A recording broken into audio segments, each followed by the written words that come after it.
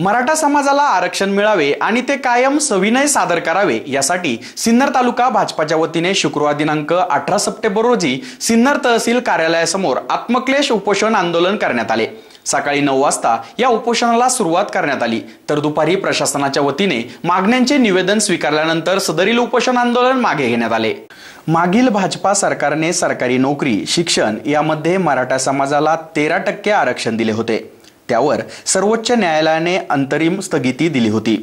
ती स्थगिती महाराष्ट्र शासनाने त्वरित उठवावी। जोपर्यंत स्थगिती आहे तोपर्यंत महाराष्ट्र शासनाने कुठल्याही प्रकारची शासकीय भरती प्रक्रिया राबवू नये, तसेच शैक्षणिक प्रवेश प्रक्रिया सर्वोच्च न्यायालयात निकालापर्यंत स्थगित ठेवावी।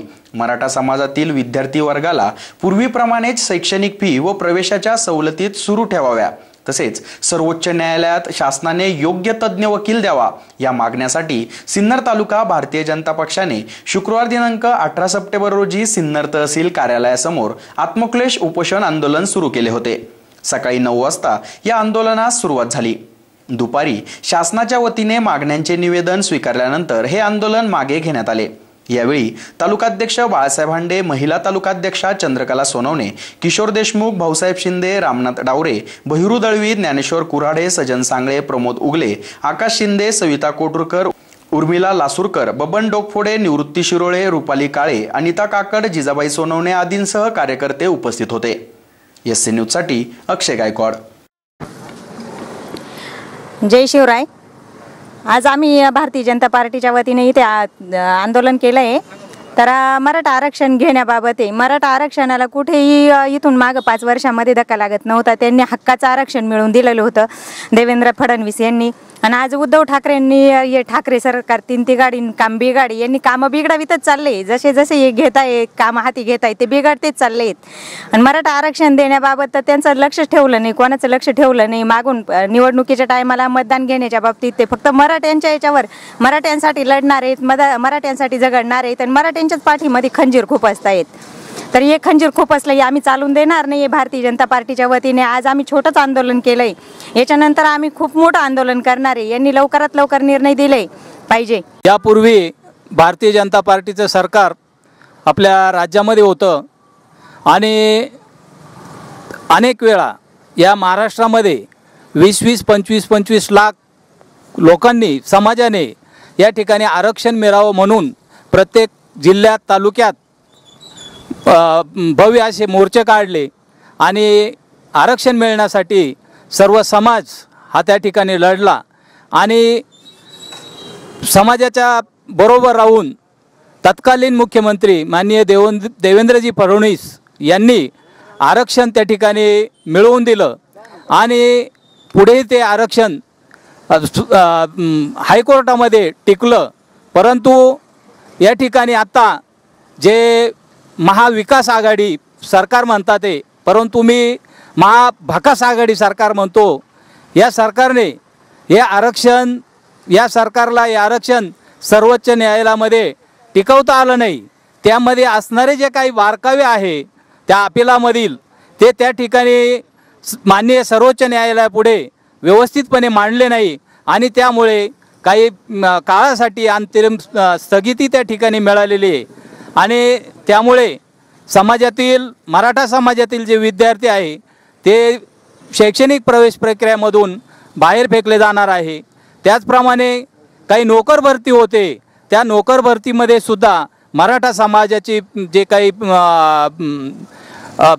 आहेत ते बाहेर फेकले जाणार आहे आणि त्यामुळे मराठा समाजावरती खूप मोठा असा अन्याय होत आहे। आज या ठिकाणी भारतीय जनता पार्टीच्या वतीनं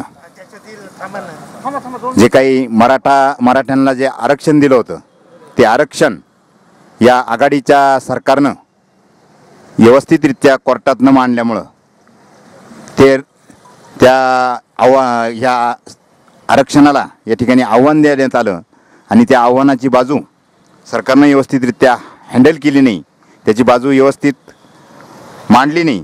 जो अहवाल होता त्याचं वाचन करण्यात आलं नाही आणि त्याच्यामुळं या ठिकाणी सरकारनं ही बाजू व्यवस्थित न मांडल्यामुळं खऱ्या अर्थानं मराठा समाजानं मोठ्या प्रमाणात महाराष्ट्रभर जे काही मोर्चे, आंदोलनं आणि कुठल्याही प्रकारचे अनिष्ट प्रकार न घडू देता अत्यंत व्यापक स्वरूपात या ठिकाणी जनआंदोलन उभं केलं होतं आणि त्या माध्यमातून तत्कालीन मुख्यमंत्री माननीय देवेंद्रजी फडणवीस साहेब यांनी या सर्व परिस्थितीचा अभ्यास केला आणि चांगल्या रीतीनं कोणत्याही आरक्षणाला धक्का न लागता या ठिकाणी मराठी समाजाला आरक्षण देण्याचं मान्य केलं आणि त्या पद्धतीनं सभागृहामध्ये विधेयक पारित करून आणि संपूर्ण मराठा समाजाला याचा फायदा कसा होईल हे पाहिलं. खरं म्हटलं तर आजही मराठा समाजामध्ये अत्यंत गरीब असे लोक आहेत का ज्यांचे मुलं या ठिकाणी शिक्षण घेऊ शकत नाही, त्या मुलांना नोकऱ्या नाही आणि त्याच्यामुळं अत्यंत हलाखीची परिस्थिती हे कुटुंब जगत आहे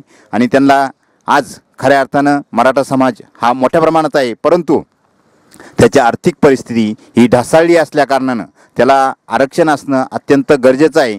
कारण एवढ्या मोठ्या समाजानं जगायचं तरी कसं आणि त्यांच्या मुलाबाळांना कसं जगवायचं ही परिस्थिती या ठिकाणी राज्यामध्ये निर्माण झालेली आहे. आणि ही परिस्थिती पाहून तत्कालीन मुख्यमंत्र्यांनी जे काय आरक्षण दिलं होतं ते आरक्षण अत्यंत टिकाऊ स्वरूपाचं होतं, परंतु जाणीवपूर्वक या ठिकाणी या तीन पक्ष एकत्र येऊन आणि सत्तेच्या मशगुलमध्ये त्यांनी कोणत्याही प्रकारे या आरक्षणाची दखल घेतली नाही. आम्ही सिन्नर तालुका भारतीय जनता पार्टीच्या वतीनं भारतीय जनता पार्टीमध्ये असलेले सर्व मराठा समाजाचे कार्यकर्ते आम्ही या ठिकाणी महाराष्ट्र शासनाचा निषेध करण्यासाठी आम्ही या ठिकाणी एक दिवसाचं लाक्षणिक धरणं आंदोलन या ठिकाणी करीत आहोत. हे मराठा समाजाच्या संपूर्ण राज्यामध्ये आज मराठा समाजाचे कार्यकर्त्यांचे रस्ता रोको आंदोलन चालू आहे, धरणं आंदोलन चालू आहे, उपोषण चालू आहे, आत्मक्लेश आंदोलन चालू आहे. आणि ही मराठा समाजाच्या कार्यकर्त्यावरती पुनश्च आंदोलन करण्याची ही जी पाळी आलेली आहे याला सर्वस्व जबाबदार हे महाराष्ट्राचं हे ठाकरे सरकार आहे. मित्रो, महाराष्ट्रामध्ये न भूतो न भविष्यती असे 55 मूक मोर्चे या मराठा समाजाच्या आरक्षणाकरता संपूर्ण महाराष्ट्रातल्या प्रत्येक जिल्ह्याच्या केंद्रस्थानी निघालेले आहेत. आणि हे मोर्चेच नुसते निघून नाही तर त्या ठिकाणी आमचे 44 मराठा समाजाचे कार्यकर्ते हे मराठा समाजाच्या आरक्षणाकरता हुतात्मत्व त्यांनी पत्करलेलं आहे. आम्ही त्यांचं हुतात्मत्व आम्ही त्यांचं वाया जाऊ देणार नाही. जे हुतात्मे आमचे मराठा समाजाचे कार्यकर्ते झालेले आहेत त्यांना आम्ही न्याय मिळवून दिल्याशिवाय राहणार नाही. यासाठी आम्ही मराठा समाजाचे कार्यकर्ते या ठाकरे सरकारच्या विरोधात प्रचंड असं आक्रोश आंदोलन यावेळी पुढे करणार आहोत. कारण की आज जे मान्य उच्च न्यायालयामध्ये महाराष्ट्र शासनानं राज्य मागासवर्गीय आयोग नेमून अतिशय सूक्ष्म पद्धतीने अतिशय अभ्यासपूर्ण पद्धतीनं मराठा समाजाला माननीय देवेंद्र फडणवीस सरकारनं आरक्षण मिळवून दिलेलं होतं. आणि हे आरक्षण कुणीतरी सर्वोच्च न्यायालयामध्ये आव्हान दिलं आणि सर्वोच्च न्यायालयामध्ये फडणवीस यांचं सरकार गेल्यानंतर ठाकरे सरकार या महाराष्ट्रामध्ये आलं. महाराष्ट्र सरकारनं म्हणजे ठाकरे सरकारनं योग्य असे विधितज्ञ योग्य असे वकील त्या ठिकाणी नेमले गेले नाही. ज्यांना या आरक्षणामधले बारकावे माहीत होते, ज्यांना काही मुद्दे माहीत होते त्यांना न नेमता त्यांनी त्यांच्या मर्जीतले त्यांच्या याच्यातले माणसं वकील नेमले आणि जो झाला नाही तो बट्ट्याबोळ मराठा समाजाचा झालेला आहे. आज आमच्या मराठा समाजातील तरुणांवरती शैक्षणिक आणि नोकरीमध्ये प्रचंड मोठं या ठिकाणी आमच्या कार्यकर्त्यांना आमच्या समाजाला हा त्रास सहन करावा लागत आहे. मित्रो, भारतीय जनता पार्टीचे सरकारच्या काळात मराठा आरक्षण लागू करण्यात आलं आणि ते आरक्षण हायकोर्टात अगदी योग्य अशा पडताळणी करून योग्य असे मुद्दे उपस्थित करून तिथे आपल्याला मराठ्यांसाठी आरक्षण मंजूर करण्यात आलं.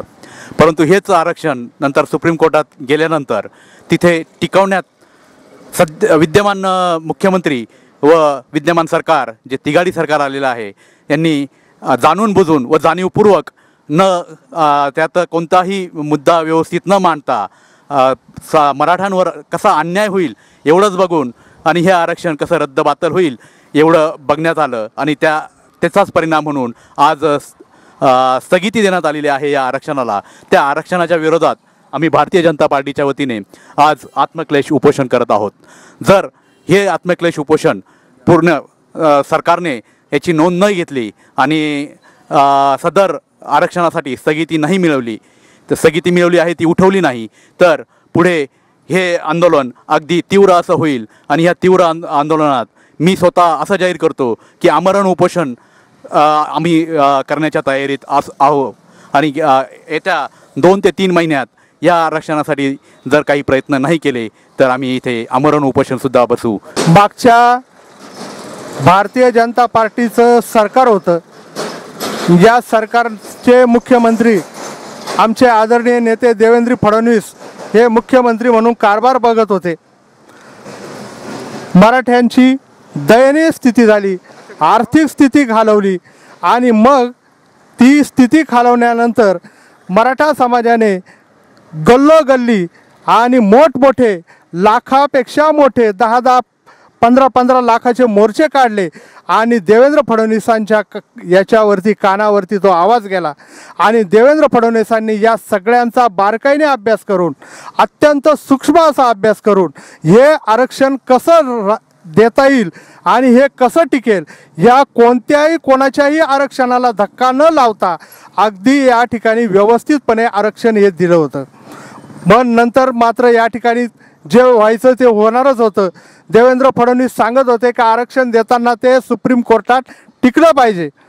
आणि मग या ठिकाणी हे दळभद्री सरकार सत्तेवर आलं आणि या सरकारचे रद्दाड मंत्री, असे रद्दाड मंत्री, त्याच्यामध्ये अशोक चव्हाण झालं, उदय सामंत झाले, असे रद्दाड मंत्र्यांच्या हातामध्ये कारभार दिला आणि यांना ती कोर्टामध्ये आपली सक्षमपणे बाजूसुद्धा मांडता आली नाही. आणि त्याचा परिणाम जो व्हायचा तो झाला का मराठा समाजाच्या आरक्षणाला स्थगिती मिळाली. वास्तविक या ठिकाणी या आरक्षणाच्या बाबतीत आम्ही शैक्षणिकदृष्ट्या किंवा मागासलेपणा दूर करण्यासाठी जो गरीब मराठा समाज आहे त्याला आरक्षण हे मिळालं पाहिजे. वास्तविक जर बघितलं आपण तर आरक्षणाच्या बाबतीत भारतीय जनता पार्टीनेच पुढाकार घेतलेला आहे. आमचे सन्माननीय नेते गोपीनाथरावजी मुंडे साहेब यांनी या ठिकाणी वंजारी समाजाला आणि इतर ओबीसी समाजाला आरक्षण दिलं. त्यांनी कोणालाही मोर्चा काढून दिला नाही किंवा कोणाला धक्कासुद्धा लागून दिला नाही. कसं आरक्षण दिलं हे त्यांनी या ठिकाणी एकदम स्पष्टपणे त्या समाजाच्या पारड्यामध्ये आपलं या ठिकाणी पारडं टाकलं. अण्णा डांगे होते, अण्णा डांगेंनी धनगर आरक्षणाच्या बाबतीत सुद्धा असाच निर्णय घेतला. आणि मग आता हे सरकार काय शेण खातं का असा मला या ठिकाणी प्रश्न विचारावा वाटतो. यांना या ठिकाणी जर एकटा माणूस आरक्षण देऊ शकतो, भुजबळ साहेब असतील हे सुद्धा एकटे आरक्षण देऊ शकतात, मग यांनाच काय झालं का या आरक्षणाला या ठिकाणी या मराठ्यांना इतकं त्रस्त करू राहिले. आणि म्हणून त्याचा एक भाग म्हणून आम्ही सर्व भारतीय जनता पार्टीचे कार्यकर्ते इथं या ठिकाणी आत्मक्लेश उपोषण, 1 दिवसाचं आत्मक्लेश उपोषण करत आहोत.